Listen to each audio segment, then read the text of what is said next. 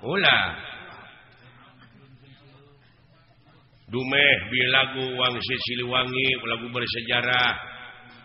anu ulah diganggu ku dewek ku budak ngora hayang ku sorangan we dikakawak bari ku manehna mah teu dimekarkeun hartina teu dipajukeun manehna we sorangan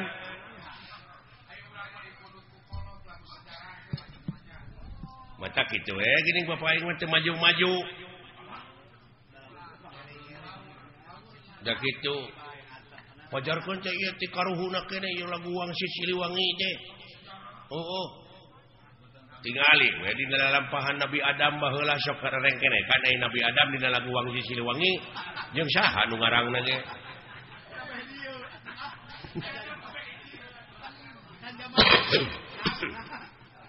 atuh ulah dianggap eta teuing seuing teh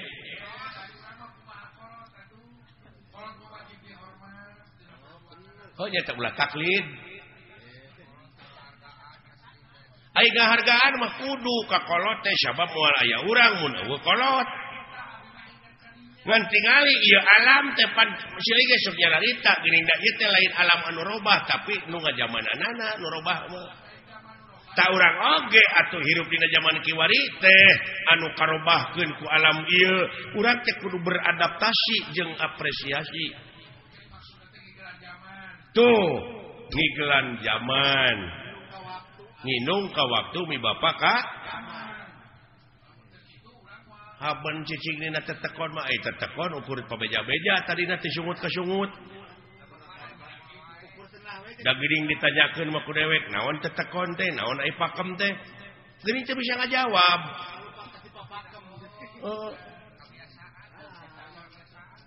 nya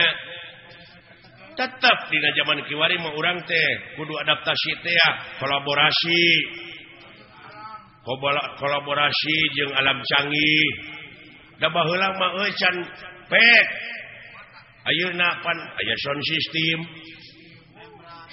aya membran aya lampu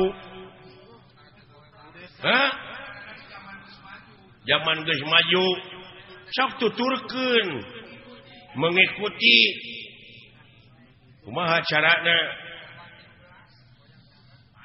ieu wayang teh pan diayakeun dina abad 13 apa si abad pan loba baheula geuning aya abad dalang abah namanya aya abad kemang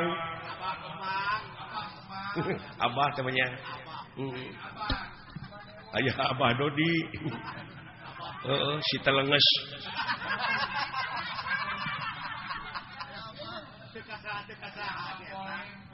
bisa ngolona teh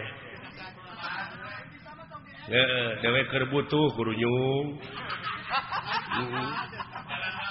jalan dapur atuh puguh we dewek hayang maha teu bisa da geus dicekok saeutik aya geus kumpul ditagih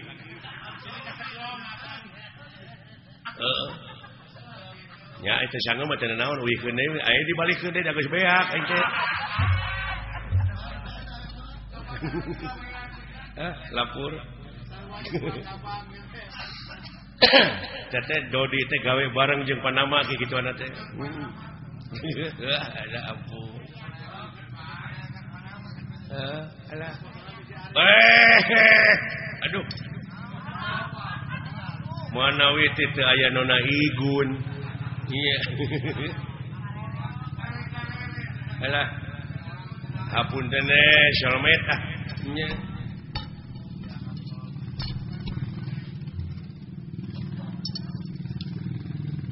nyuhunkeun doa restuna Pak ieu abdi ieu dek ngayakeun Super Solmet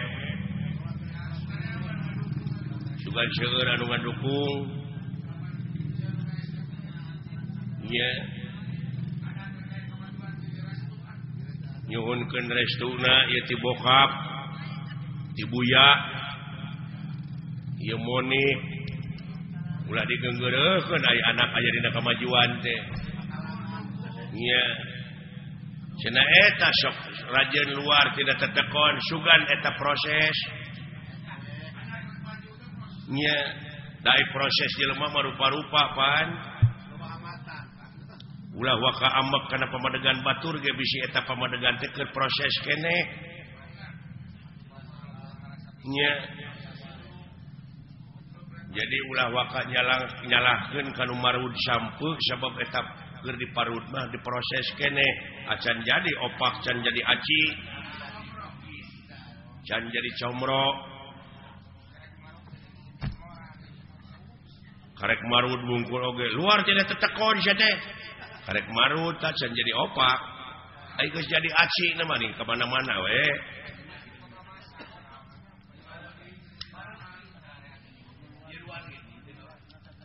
nyiruan oge teu nutup kamungkinan tina kolomeran oge sok nyeusup berarti dina eta kolomeran teh aya hakaneun anu hade pantungtungna jadi madu kaituna aya bahan pimadueun kitu cepak ngan uing mah aya tanyakeun nya ka Bapak sakedik dek nanyakeun naon beh teu jadi unek-unek sebab abdi maca keterangan yen anu mimiti dijadikeun ku Allah bangsa manusia teh anu disebut Nabi Adam nah gitu kira-kira Bapak mau ambek nggak pakai ambek sia teh bisa we ku dewek dijawab henteu hampura jeung ingat tak sanajan dewek disebut kolot aya kamampuan jelema mah terbatas jang jadi dulek ditanyakeun ku si lain teh bab Nabi Adam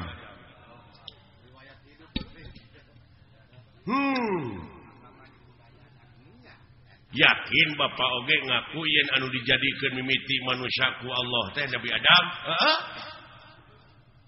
tak abdi rada cangcaya upami nguping hiji kecap kolot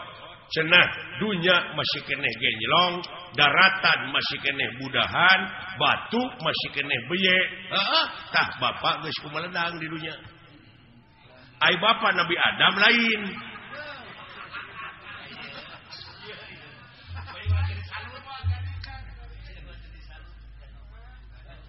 lamun Bapak ngaku Nabi Adam apa Bapak mah kagungan ibu kagungan rama sedangkan Nabi Adam teh ibuan teu ramaan sing jawab ya butek ya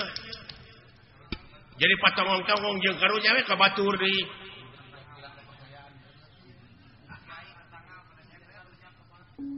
mau kiai mah eta tetangga nyebred bid'ah cenah Nabi Adam anu gelar kadunya ti heula mah lain Semar Bapak maneh marada gelo